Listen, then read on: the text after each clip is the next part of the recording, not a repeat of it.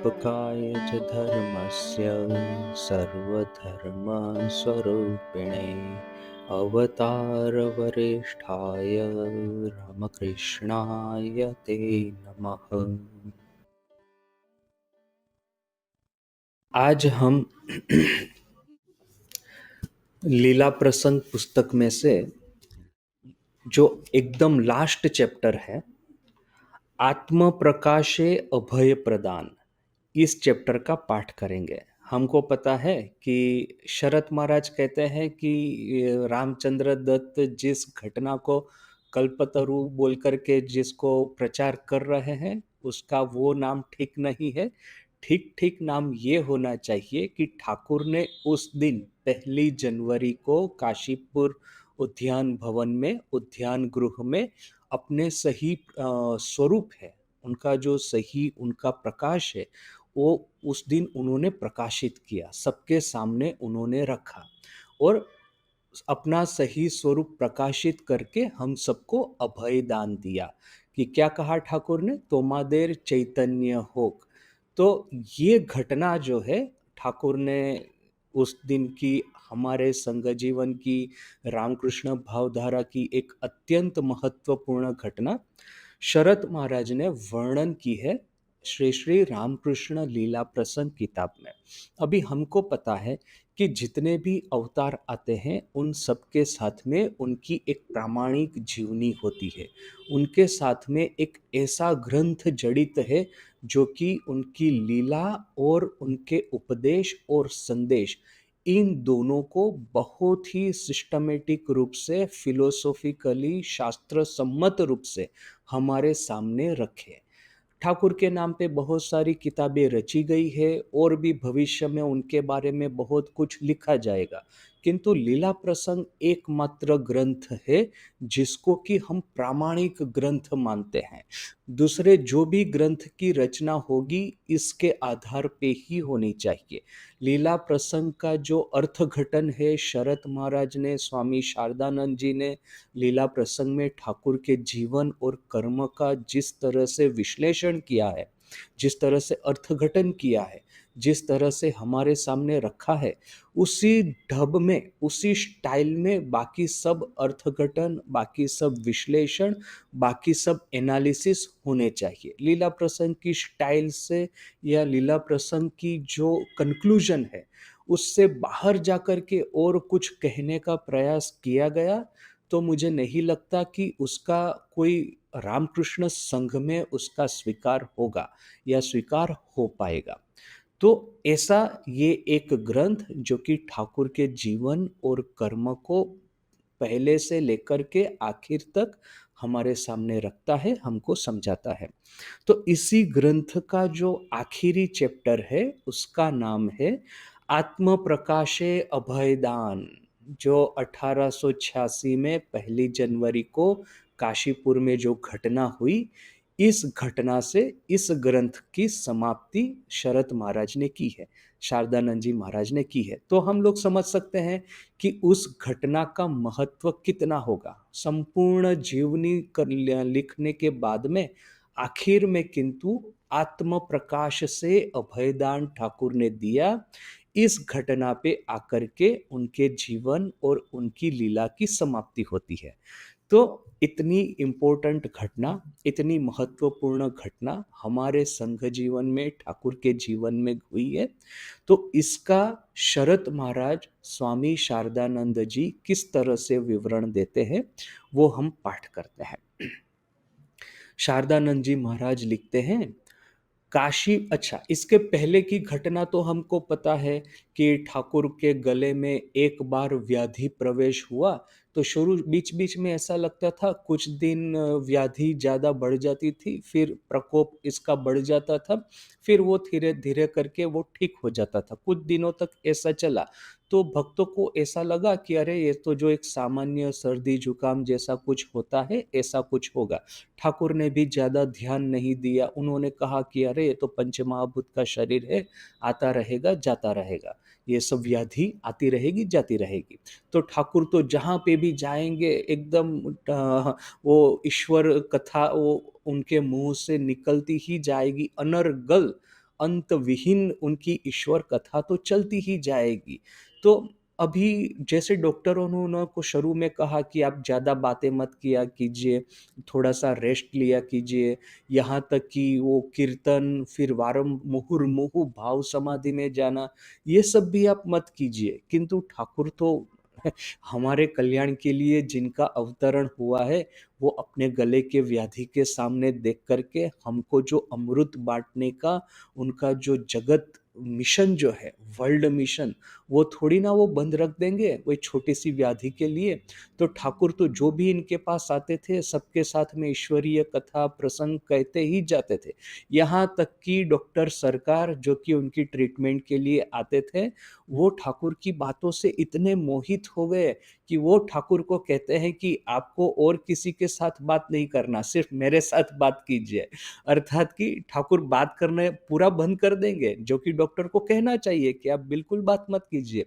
किंतु अभी वो उनकी बातों से इतने मोहित हो गए हैं कि वो बोलते हैं कि दूसरों के साथ मत कीजिए, किंतु मेरे साथ बात कीजिए। और वो ट्रीटमेंट देने के लिए आते थे, वो हाउस कॉल जिसको हाउस विजिट कहा जाता है, वो आते थे, फिर वहाँ पे वो उनकी उनकी जो पथ्य, उनके उस दिन का क्या है परिस्थिति, वो सब थोड़ी बहुत चर्चा करके जो भी दवाई देना है वो सब देख कर के फिर घंटों बैठे रहते थे और ठाकुर की बातें सुनते रहते थे। इतना ठाकुर से प्रभावित हो गए थे। माने डॉक्टर की भी ऐसी परिस्थिति थी कि वो माने सही डॉक्टर कौन है? डॉक्टर पेशेंट हो गया है यहाँ पे। भववैद्य, भव रोग के जो वैद्य है, उनके पास में आकर के जो अपना जो पंच महाभूत के शरीर का जो वैद्य है, वो भी उनके सामने रोगी होकर के बैठा है। तो ऐसा ठाकुर का था, जो भी आएँगे वो बातें करते ही जाएँगे। तो उस दिनों की ये बात है, उनके शिष्यों को लगा, ठाकुर के भक्तों को लगा कि जब तक ठाकुर दक्षिणेश्वर में रहेंगे, शायद ट्रीटमेंट इतना अच्छे से न हो पाए। कलकत्ता से अच्छे डॉक्टरों को वहाँ पे ले जाना, भक्तों को वहाँ पे रुकना, ये सब चीज़ों में शायद दक्षिणेश्वर में ठीक ना हो पाए, तो ठाकुर को कलकत्ता ले आते हैं। एक सबर्ब है काशीपुर में, वहाँ पे उनको रखते हैं।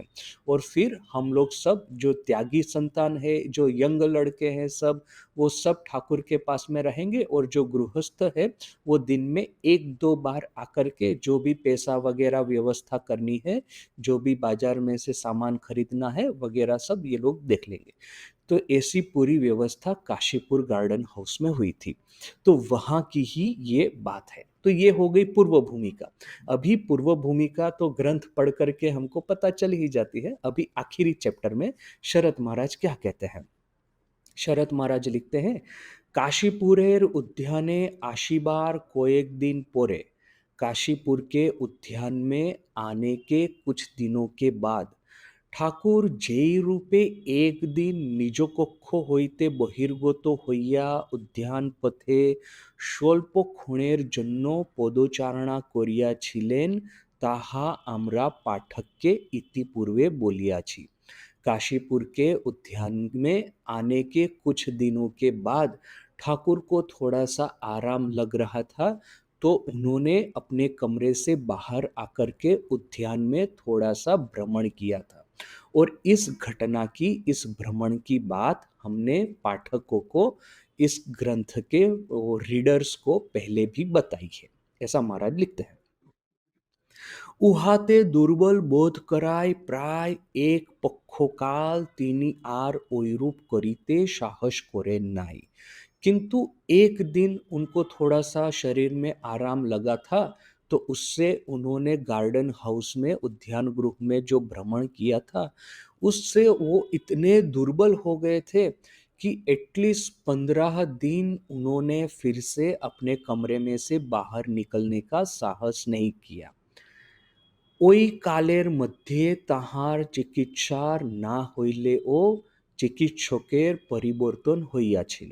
ये 15 दिन के दौरान ठाकुर की चिकित्सा में तो कोई परिवर्तन नहीं हुआ, किंतु ठाकुर के चिकित्सक में परिवर्तन हुआ था।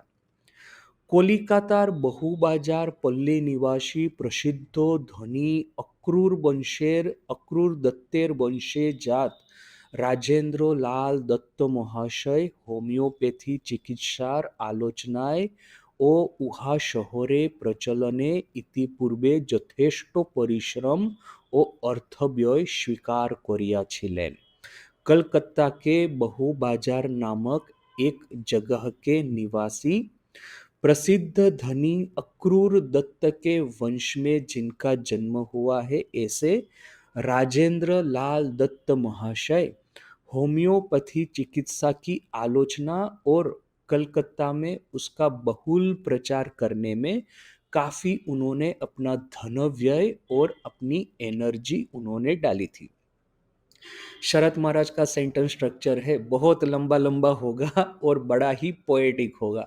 यानी जब हम शुरू से जो स्टार्ट करते हैं, अंत आते आते हम लोग भूल जाते हैं कभी कभी कि अरे महाराज ने शुरू में क्या कहना चाहते थे और हम कहाँ आके अटके।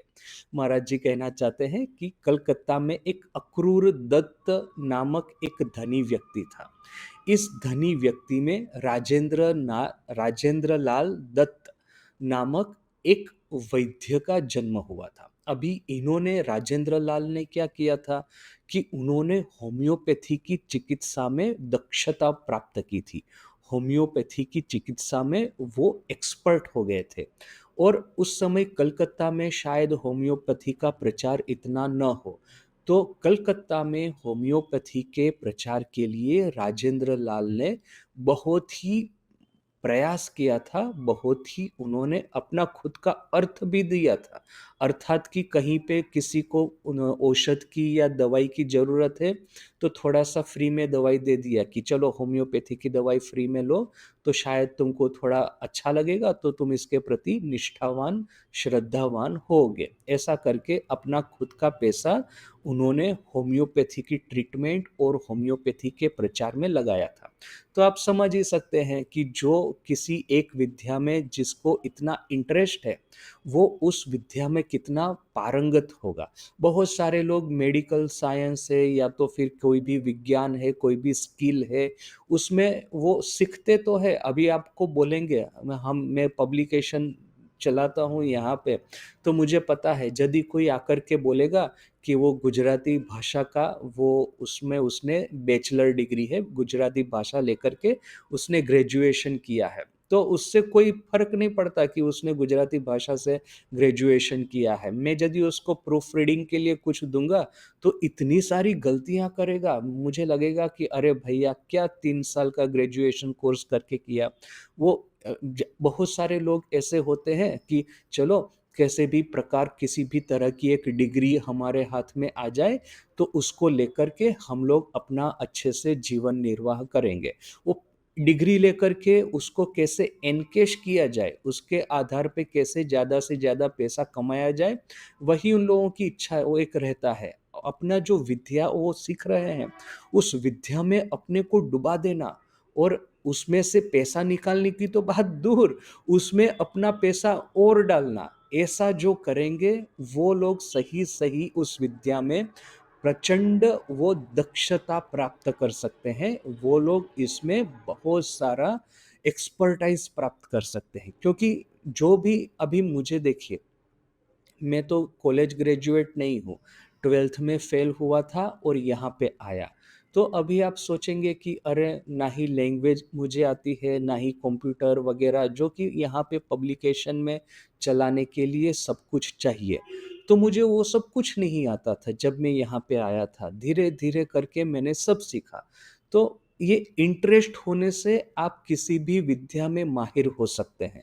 तो 2 तरह के लोग होते हैं, कोई भी विद्या सीखेंगे तो सीखने के लिए सीखेंगे, पैसा कमाने के लिए सीखेंगे और दूसरे तरह के होते हैं उनको उस विद्या में इंटरेस्ट है, उनका उसमें रुचि है, इसके लिए वे लोग सीखेंगे।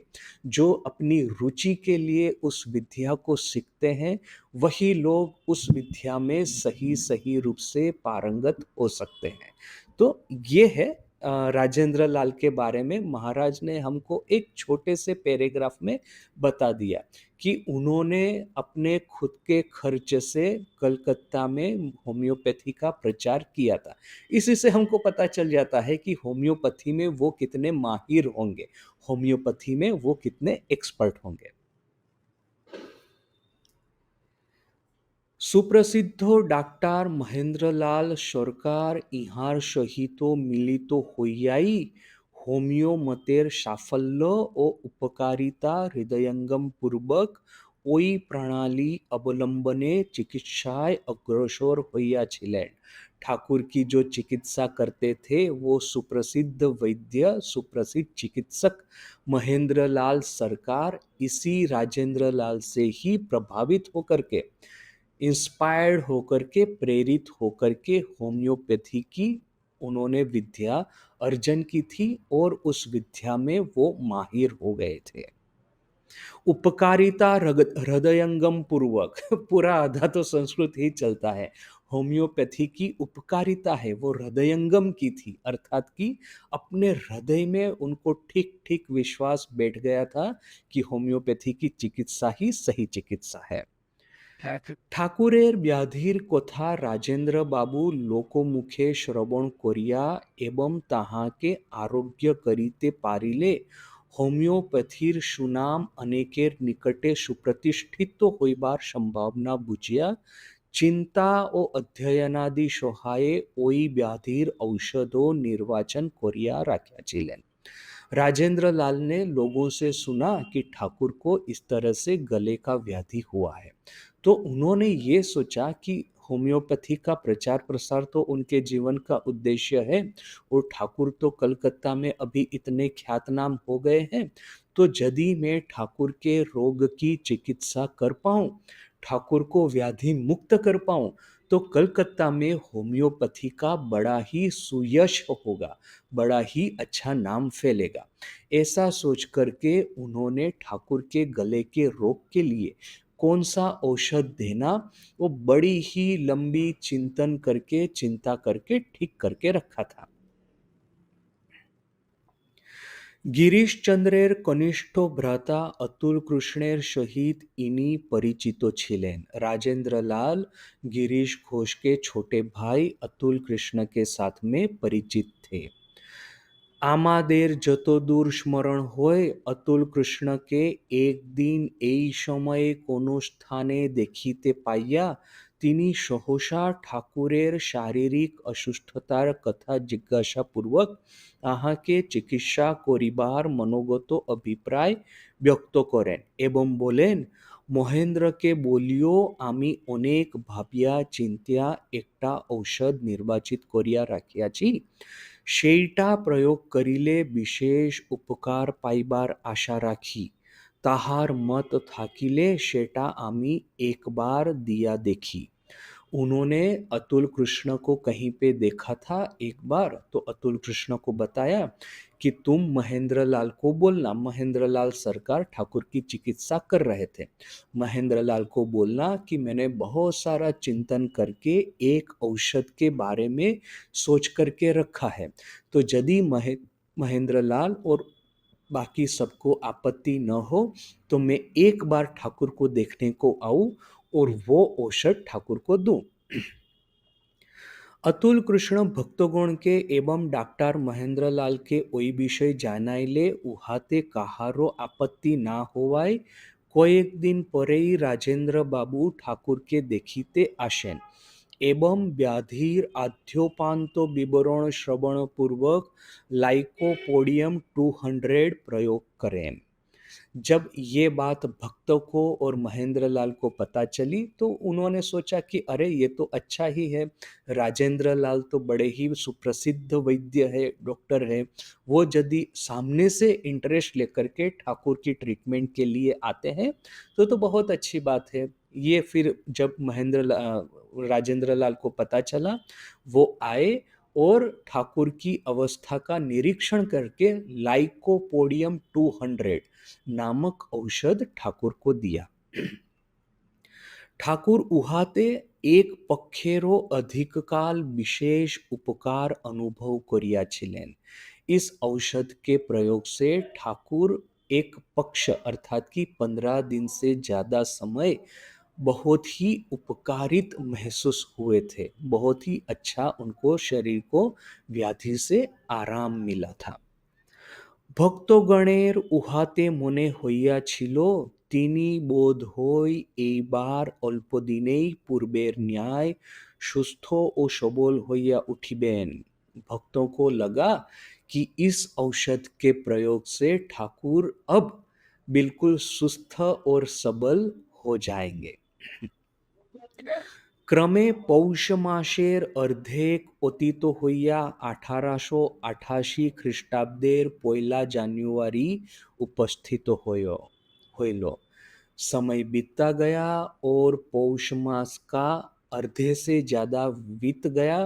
1886 के साल का पहला জানুয়ারি आकर के उपस्थित हुआ।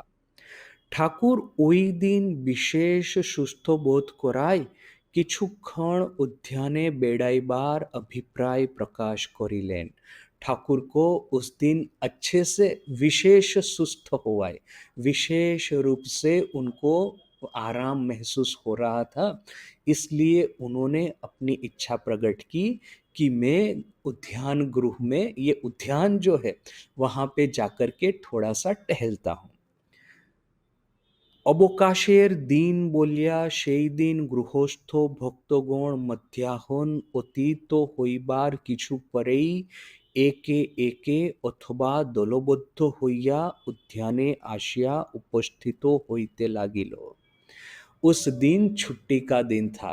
कलकत्ता तो ब्रिटिश साम्राज्य की राजधानी कैपिटल था, तो ये क्रिसमस और न्यू ईयर ये सब तो उनके बड़े त्योहार हैं। तो उस समय कलकत्ता में जो लोग नौकरी करते थे, जो लोग बिजनेस करते थे, सब जगह पे छुट्टी थी। तो छुट्टी का दिन है, 1 जनवरी न्यू ईयर है, तो चलो आज के शुभ दिन का प्रारंभ ठाकुर को प्रणाम करके ठाकुर के आशीर्वाद लेके किया जाए। ऐसा सोच करके सुबह से ही दोपहर से बाद में भक्तगण एक के बाद एक एक करके या तो दलबद्ध होकर के ग्रुप में मिल करके आना शुरू हो गए थे। ওই রূপে অপরাহ্ন ৩টার সময় ঠাকুর যখন উদ্যানে বেড়াইবার জন্য উপর হইতে নিচে নামিলেন, তখন ৩০ জনেরও অধিক ব্যক্তি গৃহমধ্যে অথবা উদ্যানস্থ বৃক্ষ সকলের তলে বসিয়া परस्परेर सहित वाक्यालापे नियुक्त छिलो। महाराज का एक एक सेंटेंस एक एक पैराग्राफ के जैसा है। तो उस दिन छुट्टी का दिन था, भक्त लोग एक के बाद एक आकर के मिलित हो रहे थे काशीपुर उद्यान में। उस समय ठाकुर को थोड़ा अच्छा लगा और उन्होंने, यदि आप काशीपुर गए होंगे तो आपने देखा होगा, बहुत ही एक सुंदर उद्यान है, एक गार्डन है और गार्डन के बीच में 2 मंजिला मकान है। तो उसमें दूसरी मंजिल पे ग्राउंड फ्लोर और फर्स्ट फ्लोर, यदि ऐसा कहा जाए तो फर्स्ट फ्लोर पे ठाकुर का कमरा था। तो फर्स्ट फ्लोर से ठाकुर नीचे उतरे सीढ़ी से और इतना सुंदर गार्डन है उसमें टहलने लगे। ऐसा धीरे धीरे करके 30 से भी ज़्यादा भक्त लोग उस दिन आए थे। जैसे पहले हमको बताया कि छुट्टी था, दोपहर के बाद में भक्तों का समागम शुरू हो गया था, तो 30 से ज़्यादा भक्त लोग मिलित हो गए थे जब ठाकुर उद्यान में टहल रहे थे उस समय। তাহাকে দেখিয়াই সকলে সসম্ভ্রমে উত্থিত হইয়া প্রণাম করিল এবং তিনি নিম্নের হোল ঘরের পশ্চিমের দ্বার দিয়া উদ্যান পথে নামিয়া দক্ষিণ মুখে ফটকের দিকে ধীরে ধীরে অগ্রসর হইলে পশ্চাতে কিঞ্চিত দূরে থাকিয়া তাহাকে অনুসরণ করিতে লাগিল। ठाकुर जब फर्स्ट फ्लोर से जब नीचे उतरे सीढ़ी से, तो आपको पता होगा कि वहाँ ग्राउंड फ्लोर पे एक बड़ा सा हॉल है। इस बड़े से बैठक गृह में कुछ कुछ भक्त बैठे थे। तो उन्होंने जैसे ही देखा कि ठाकुर सीढ़ी से उतर रहे हैं, उन लोगों का मन, उन लोगों का हृदय बड़ा ही हर्षोत्फुल्ल हो गया और बड़े ही ससंभ्रमे, अर्थात कि ठाकुर की ओर श्रद्धा भक्ति पूर्वक वे लोग खड़े हो गए और ठाकुर को दूर से ही प्रणाम किया। पता है कि लोगों के पाप, लोगों की कर्म को लेकर के ठाकुर ठाकुर ने ग्रहण कर लिया है अपने शरीर में, बोल कर के ठाकुर को इस तरह से कैंसर का रोग हुआ है।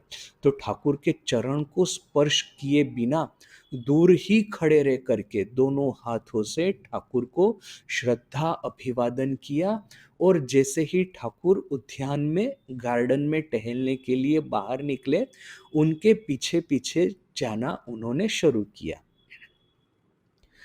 ওই রূপে বসত বাটি ও ফটকের মধ্যস্থলে উপস্থিত হইয়া ঠাকুর গিরিশ, রাম, অতুল প্রভৃতি কয়েকজনকে পশ্চিমের বৃক্ষতলে দেখিতে पाइलें। वैसे ही जैसे ठाकुर आगे बढ़ते गए, उन्होंने देखा कि वहां पे गिरीश, राम और अतुल जैसे कुछ भक्त वहां पे खड़े हैं। वृक्षो तोले देखिते पाइलेन। आम का एक वृक्ष था, आम का ही वृक्ष है जहां तक मुझे याद है। उसके नीचे उन्होंने देखा कि गिरीश और रामचंद्र जैसे कुछ भक्त वहां पे है। তাহারাও তাহাকে দেখিতে পাইয়া তথা হইতে প্রণাম করিया सानंदे ताहार निकटे उपस्थित होइलेन। भक्तों ने जब ठाकुर को देखा, वे लोग भी बड़े आनंदित हो गए कि चलो, नए तरह का औषध, नए तरह की दवाई ठाकुर को मिली है।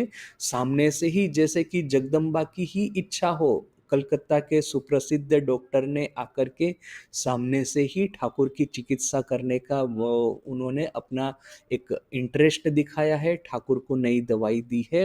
इससे ठाकुर इतना आराम महसूस कर रहे हैं, बीमारी में थोड़ी सी कमी महसूस कर रहे हैं, इसलिए वो नीचे आए हैं, गार्डन में टहल रहे हैं।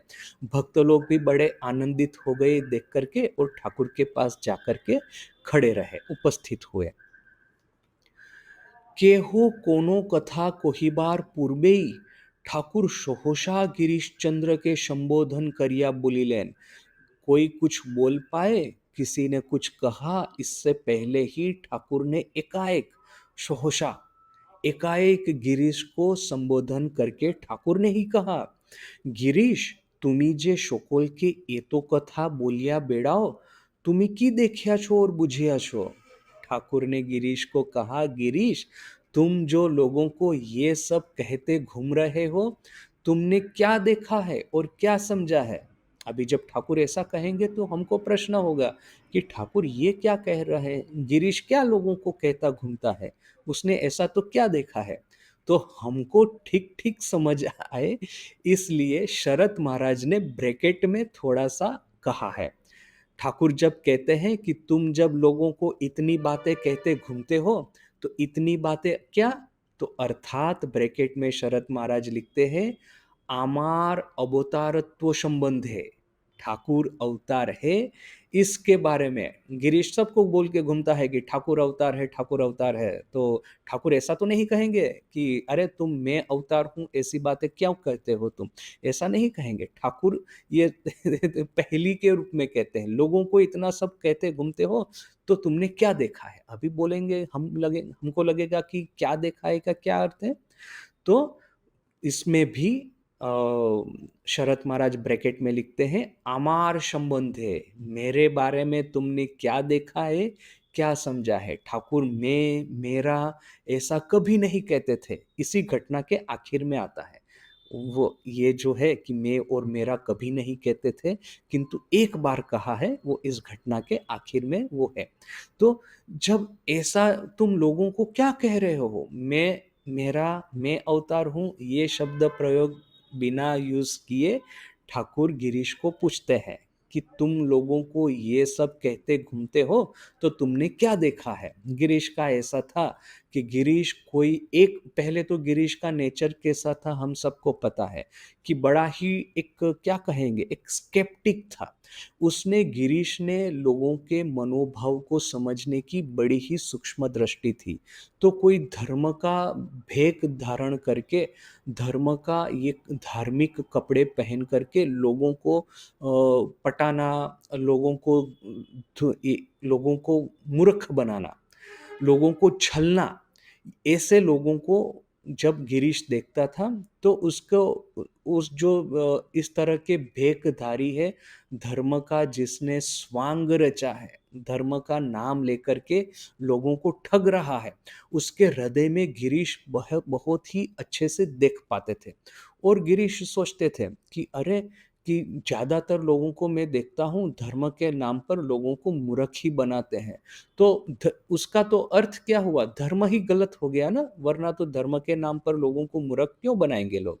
तो अभी ऐसा है ना, धर्म तो एक ऐसी चीज़ है कि धर्म को आप ठीक से अपने जीवन में इस्तेमाल करें, या तो धर्म के नाम पे लोगों को ठगें। उससे तो धर्म को तो कुछ आता-जाता नहीं है।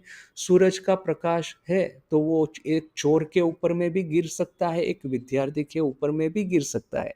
चोर उस सूरज के प्रकाश में चोरी कर सकता है, डकैती डाल सकता है, और विद्यार्थी है, सूरज के प्रकाश में विद्या अध्ययन कर रहा है।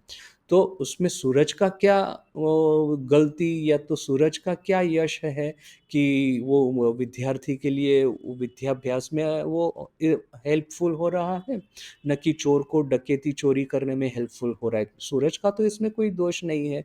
वैसे ही धर्म के नाम पर लोग क्या करें, क्या न करें, इससे धर्म का तो कोई दोष नहीं। किंतु गिरीश घोष जैसे उस समय के कलकत्ता के कुछ-कुछ लोग ये वेस्टर्न एजुकेशन लेकर के ऐसा समझने लगे थे कि क्रिश्चियनिटी बहुत ही एक एडवांस्ड रिलीजन है, हिंदू धर्म पूरा अंधश्रद्धा में डूबा हुआ है, और जो लोग हिंदू धर्म का नाम लेकर के लोगों को उपदेश देते हैं, उन लोगों के मन में कहीं न कहीं कुछ न कुछ गड़बड़ है।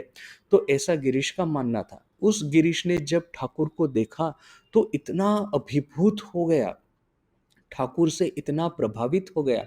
और वो बहुत ही फेमस घटना कि ठाकुर को एक बार गिरीश ने अपने थिएटर में बुलाया, नाटक चैतन्य लीला का अभिनय देखने के लिए, चैतन्य लीला ही था शायद। तो उसका अभिनय देखने के लिए बुलाया, और फिर आकर के ठाकुर को कहा कि मैं चाहता हूँ कि आप मेरे पुत्र होकर के मेरे घर में जन्म ग्रहण करें, तो मैं आपकी ठीक से सेवा कर पाऊंगा। तो ठाकुर ने कहा कि अरे, मुझे ऐसी क्या पड़ी है तुम्हारा पुत्र होकर के तुम्हारे घर में जन्म ग्रहण करने की। ऐसा ठाकुर ने जब कहा तो गिरीश को तो बड़ा ही गुस्सा आ गया। खुद तो मद्यपान किया था, शराब पिया था, और शराब के नशे में ठाकुर को जो गाली देना शुरू किया है, इतने अभद्र, इतने गंदे गंदे शब्द ठाकुर को कहना शुरू किया है कि उसको देख कर के लाटू महाराज थे साथ में सेवक के रूप में, महावीर के अवतार, महावीर के वंशज, वो तो खड़े हो गए, अभी गिरीश को पिटाई कर देता हूँ। तब वो जो मनोमोहन बाबू थे साथ में, उन्होंने कहा कि अरे भाई, ठाकुर चुपचाप सुन रहे हैं, ठाकुर क्रोधित नहीं हो रहे, तुम क्यों इतना क्रोध प्रदर्शन करते हो, शांत हो जाओ। ठाकुर कहेंगे इसको पीटो तो पीट देना। हालांकि मनोमोहन बाबू ने ऐसा नहीं कहा था, मैं अपना इंटरप्रिटेशन दे रहा हूँ। ठाकुर यदि बोले किसी को पीट दो तो ये लोग कोई भी पीछे नहीं रहेगा। किंतु जब तक ठाकुर नहीं बोलते हैं तब तक तो इस तरह से क्रोध प्रदर्शन करना उचित नहीं है। तो इस लाटू महाराज तो बेचारा मन में बड़े ही क्रोधित हो रहे हैं, किंतु अभी क्या करें। तो इस घटना के बाद जब ठाकुर दक्षिणेश्वर वापिस आए, सबको कह रहे हैं कि अरे देखो, गिरीश ने मेरे साथ में इस तरह का दुर्व्यवहार किया। अभी तो सभी लोग बोल रहे हैं कि महाशय, आप अभी कभी भी गिरीश के वहाँ पे वापस मत जाइएगा, गिरीश को यहाँ पे मत आने दीजिएगा, गिरीश के साथ में सब प्रकार का संपर्क छिन्न कर दीजिएगा। क्या ये तो एक नाटक वाला आदमी है, शराबी है, वो कुसंस्कारी आदमी है, अवतार वरिष्ठ है को ये सब बोल दिया। ऐसा सब भक्त लोग आपस में बात कर रहे हैं। उस समय रामचंद्र दत्त आया, ठाकुर को प्रणाम किया। ठाकुर ने कहा कि अरे राम, देखो गिरीश ने मुझे ऐसा कहा। तो राम ने क्या कहा कि महाशय, कृष्ण ने कालिय नाग को जहर दिया था, तो कालिय नाग तो जहर ही देगा सामने। कृष्ण ने यदि कालिय नाग को अमृत दिया होता तो कालिय नाग अमृत देता। जहर मिला है वो तो जहर ही देगा। आपने जो गिरीश को दिया है वही तो गिरीश आपको प्रदत्त करेगा, वही तो गिरीश आपको ऑफर करेगा। ये बात सुन करके ठाकुर, मैंने ठाकुर देखिए, ठाकुर के मन में तो ऐसा कोई द्वेष तो है ही नहीं, पहले से ही ठीक करके रखे, इसको क्षमा करनी है। किंतु भक्तों का मनोभाव जानना चाहते हैं कि लोगों के मन में क्या है, क्योंकि ठाकुर को तो भक्तों को लेकर के भी रहना है। तो सबको साथ में लेके चलना है, वो भी एक बात है। दूसरा कि कौन-सा ठाकुर परीक्षा कर रहे हैं, लीडिंग क्वेश्चन, वो मास्टर महाशय वो कथामृत में लिखते हैं ना, वो लीडिंग क्वेश्चन ठाकुर प्रश्न करेंगे, ये देखने के लिए कि आपके मन का क्या मनोभाव है। तो ठाकुर ने राम का मनोभाव समझा, उनको बड़ी खुशी हुई, राम को भी आशीर्वाद दिया, आए गिरीश के वहाँ पे। गिरीश ने मीनवाइल, गिरीश की ऐसी परिस्थिति हुई थी, ठाकुर को गाली तो दे तो दी, किंतु बाद में जो प्रचंड पश्चाताप हुआ है, खाना-पीना, नींद सब छूट गया है, वैसे ही वो बैठा है अपने घर पे वहाँ पे। किंतु उसके मन में ये बात है कि मैं सामने से ठाकुर को प्रणाम करने के लिए, ठाकुर से क्षमा माँगने के लिए नहीं जाऊँगा। मेरा भी एक गिरीश का भी एक अहंकार था, एक घमंड था कि मैं भी एक हूँ। तो मैंने तो ठाकुर को अपने मन में क्षमा माँगूँगा, किंतु ठाकुर के पास में क्षमा माँगने के लिए मैं नहीं जाऊँगा। उसी समय उसने देखा कि अरे! वो गाड़ी आई, गाड़ी में से ठाकुर उतरे और उतर के ही बोला, "अरे गिरीश कहाँ हो?" ये देख कर के गिरीश का घमंड, गिरीश का अहंकार, उसके भीतर के जितने भी कुसंस्कार सब अदृश्य हो गए। सीधा दंडवत ठाकुर के चरणों में गिरा और दोनों हाथ जोड़ कर के रोते-रोते कहने लगा कि यदि आप वापिस नहीं आते, तो मैं मानता कि जैसे बाकी सब धूर्त लोग हैं, बाकी जो ठग लोग हैं, जो कि धर्म के नाम पे लोगों को ठगते हैं, आप भी ऐसे ही एक ठग हैं, किंतु आप वापिस आए, तो मेरी संपूर्ण श्रद्धा भक्ति आज से आपके श्री चरणों में समर्पित है। तो ऐसी घटना हुई है बोल कर के ये गिरीश अभी उसके मन में एकदम एक एक्सट्रीम से दूसरे एक्सट्रीम की ओर, कहाँ वो ठाकुर के बारे में संशय करता था, ठाकुर को शराब पी के गाली भी दे दिया। अभी किंतु पूरे कलकत्ता में जहाँ पे भी जाता है, सबको कहता घूमता है कि ठाकुर अवतार है, ठाकुर अवतार है। नरेन के साथ में वाद वो आर्गुमेंट हो गया, तो ठाकुर ने नरेन को कहा कि बोलो इसके साथ में आर्गुमेंट करो, क्या सब ऐसी उल्टी-पुल्टी बातें करते हो? ठाकुर हृदय में बड़ा आनंदित है, किंतु वो नहीं चाहते कि अभी से अवतारत्व का प्रचार हो। क्योंकि एक बार ठाकुर ने बाद में कहा है कि एक बार इसके भीतर की सत्ता, इसके भीतर का जो सत्य है, इसके भीतर कौन है, ये बात बाहर आ जाएगी। एक बार ऐसे लोगों का ठाकुर के पास में आगमन होगा कि वे लोग कोई आध्यात्मिक जगत में आगे बढ़ने के लिए, मार्गदर्शन प्राप्त करने के लिए ठाकुर के पास नहीं आते। वो तो कोई अपना आधी व्याधि उसको दूर करने के लिए, मिन्नत माँगने के लिए ठाकुर के पास आते हैं। आकर के ठाकुर को बोलेंगे हमारा ये आदि है, हमारी ये व्याधि है, इसको दूर कर दीजिए और इसके बदले हम आपको धन देंगे, दौलत देंगे, पैसा देंगे। तो ऐसे लोगों का आगमन हो, उनसे पहले ही माने उसी समय से ठाकुर का देहत्याग हो जाना चाहिए। ठाकुर तो आए थे सच्चे साधकों को त्याग तपस्या का रास्ता दिखाने के लिए। फिर वही त्याग और तपस्या का सर्वोच्च उज्जवल आदर्श देख कर के लोग अपना जीवन परिवर्तन करें, समाज में धर्म के बारे में, हमारे सनातन हिंदू धर्म के बारे में एक आस्था का प्रचार हो। तो इसके लिए ठाकुर का आगमन हुआ था, नहीं कि लोगों का इस तरह से मिन्नत वो मांगे और इसके सामने कुछ दे दे, इसके लिए। तो ठाकुर को पता था जैसे ही ये कलकत्ता में ये बात फैलना शुरू होगी कि ये अवतार है वगैरह, तो उस दिन के बाद में ठाकुर का शरीर नहीं रहेगा। तो ठाकुर थोड़े से सावधान थे, मना किया करते थे कि जाहिर में इस तरह की बात मत करो। किंतु ये तो गिरीश घोष है, गिरीश को तो माने ठाकुर की बात तो सुनने की तो दूर ही रही, जो मन में आएगा वो करेगा। तो गिरीश सबको जाकर के कह रहा है कि ठाकुर अवतार है। यहाँ तक कि नरेन के साथ में वाद-विवाद हो गया। तो नरेन को अभी गिरीश आकर के ठाकुर को कहता है कि मैंने नरेन को आर्गुमेंट में हरा दिया। अभी नरेन स्वामी विवेकानंद जगत विख्यात अमेरिका जाकर के अमेरिकन पादरियों, अमेरिकन जो चर्च मिशनरी थे, उनके घर में जाकर के उनका घर जला करके जो आए, ऐसे नरेन को आर्गुमेंट में हराना तो असंभव है। किंतु ठाकुर ने क्या कहा कि देखो, नरेन का कहना है कि जब गिरीश की ये आस्था इतनी प्रचंड है कि ना ठाकुर अवतार ही है, तो नरेन को, स्वामी जी को, स्वामी विवेकानंद को गिरीश घोष की इस आस्था पे प्रहार करना उचित नहीं लगा, ठीक नहीं लगा, उसने उचित नहीं समझा। इसके लिए गिरीश घोष की आस्था थी, उसकी दृढ़ निष्ठा देख करके नरेन ने फिर आर्ग्यूमेंट करना बंद कर दिया।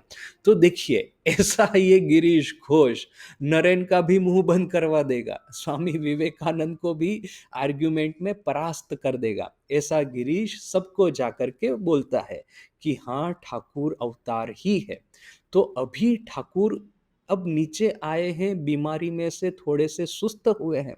क्या लोगों को और कोई बात करे, न कि ईश्वर के बारे में कुछ पूछे? सीधा गिरीश के पास जाकर के बोले। गिरीश जब आया, सीधा गिरीश को पूछा, क्या रे गिरीश, तुम क्या सब बातें कर रहे हो लोगों के सामने? ऐसा तो तुमने क्या देखा है, तुमने क्या समझा है? अर्थात कि तुम, मैं अवतार हूँ, मेरे अवतारत्व के बारे में तुम लोगों में ये जो बात फैला रहे हो, तो ऐसा तो तुमने मुझ में क्या देखा है, ऐसा तुमने मेरे बारे में क्या समझा है कि तुम इस तरह की बात कर रहे हो? गिरीश उहाते बिंदु मात्रो विचलितो ना होइया, ताहार पद प्रांते भूमिते जानू संलग्न कोरिया, उपविष्टो होइया ऊर्ध्व मुखे कर जोड़े गद गद स्वरे बोलिया उठिलो। गिरीश ने जब ठाकुर एकाएक ये प्रश्न किया, उससे बिंदु मात्र विचलित नहीं हुए। विचलित होना यानी कि चिंतित हो जाना, थोड़े से भी चिंतित नहीं हुए, विचलित नहीं हुए। ताहार पद प्रांते भूमिते जानू संलग्न करिया, उपविष्ट होइया। जैसे वो महावीर की जो मूर्ति है भगवान राम के सामने, वैसे ही घुटनों के बल बैठ गए, दोनों हाथ जोड़े और ठाकुर को कहा, ठाकुर के सामने ऊपर देख करके गद गद स्वर से कहा, व्यास वाल्मीकि যাহার ইয়ত্তা করিতে পারেন নাই, আমি তাহার সম্বন্ধে अधिक কি আর বলিতে পারি। व्यास और वाल्मीकि जिनकी गुण गाथा करते करते थक जाते हैं, उनके गुणों के बारे में, उनकी महत्ता के बारे में, उनके देवत्व के बारे में मैं और क्या कहूँगा। देखिए, गिरीश का विश्वास, व्यास और वाल्मीकि भगवान राम और भगवान के गुणों की बात करते करते बात खत्म नहीं होती। जिन ऋषि मुनियों की, ऐसे भगवान राम और भगवान कृष्ण फिर से पृथ्वी पर भगवान राम कृष्ण बनकर उपस्थित हुए हैं, हमारे सामने खड़े हैं, और उनके गुणों की गाथा, उनकी महत्व की वो जो अंत मैं कहाँ से ले आऊँगा? मैं उनके महत्व के बारे में, उनकी दिव्यता के बारे में मैं कौन से शब्दों में आकलन करूँगा? कौन से शब्दों से उनको मैं पूजित करूँगा? गिरीश का जो महावीर की तरह भगवान राम के सामने जिस तरह से अपना श्रद्धा भक्ति अर्पण करते हैं, वैसे ही গিরিশের অন্তরের সরল বিশ্বাস प्रति কোথায় व्यक्त হওয়ায় ठाकुर मुग्ध হইলেন। गिरीश के अंतर का सरल विश्वास प्रत्येक शब्द में देख करके ठाकुर मुग्ध हो गए, ठाकुर खुश हो गए। এবং তাহাকে উপলক্ষ করিয়া সমবেত ভক্তगण के बोलिलेन, और गिरीश को उपलक्ष्य करके सभी भक्तगणों को कहा, তোমাদের কি আর বলিব, आशीर्वाद कोरी তোমাদের चैतन्य हो। मैं तुम लोगों को और अधिक क्या कहूँ, आशीर्वाद करता हूँ कि आप सबको चैतन्य लाभ हो। देखिए, जो युग धर्म के जो युग धर्म चक्र, नव चक्र प्रवर्तन होता है, तो नव युग धर्म चक्र प्रवर्तन के लिए ये जो आशीर्वाणी हमेशा के लिए जो ठाकुर ने उच्चारित की है, मैं तुम लोगों को और तो क्या कहूँ, आशीर्वाद करता हूँ तुम सबको चैतन्य हो। ठाकुर की इस वाणी की गुंज आज भी आसमान में, जमीन में, समंदर में, अवकाश में भक्त लोगों के हृदय में गूंज रही है, और इसी वाणी के सहारे हम अपना जीवन निर्यापित करते हैं, हम अपना जीवन जी रहे हैं। ভক্তগণের প্রতি প্রেম ও করুণায় আত্মহারা হইয়া তিনি ওই কথাগুলি মাত্র বলিয়াই ভাবাবিষ্ট হইয়া পড়িলেন। भक्त लोगों के प्रति प्रेम और करुणा से आत्महारा होकर के अपने को जैसे विस्मृत हो गए, गले का व्याधि जैसे विस्मृत हो गए और भगवान रामकृष्ण भावाविष्ट होइया पड़िलेन समाधि में चले गए। स्वार्थ गंधहीन तहार সেই गभीर आशीर्वाणी प्रत्येकेर अंतरे प्रबल आघात प्रदान पूर्वक आनंद स्पंदने उद्वेल करिया तुलिलो। स्वार्थ गंधहीन उनकी वो गंभीर आशीर्वाणी प्रत्येक भक्त के हृदय में प्रबल आघात करके उसमें एक इम्पैक्ट करके आनंद स्पंदने उनके हृदय को आनंद के उत्तोलन से उसको उनके हृदय को भर दिया। आज यहीं तक। ये बाकी का जो पैराग्राफ है, बाकी का चैप्टर है, उसको हम कल पढ़ेंगे। अभी तो परसों दिन माँ की भी तिथि पूजा है, तो आज कल परसों तीनों दिन में मिलकर के इस चैप्टर को हम समाप्त करेंगे। कल फिर से मिलते हैं। ओम शांति शांति शांति। हरि ओम तत्सत्। श्री राम कृष्णार्पणमस्तु।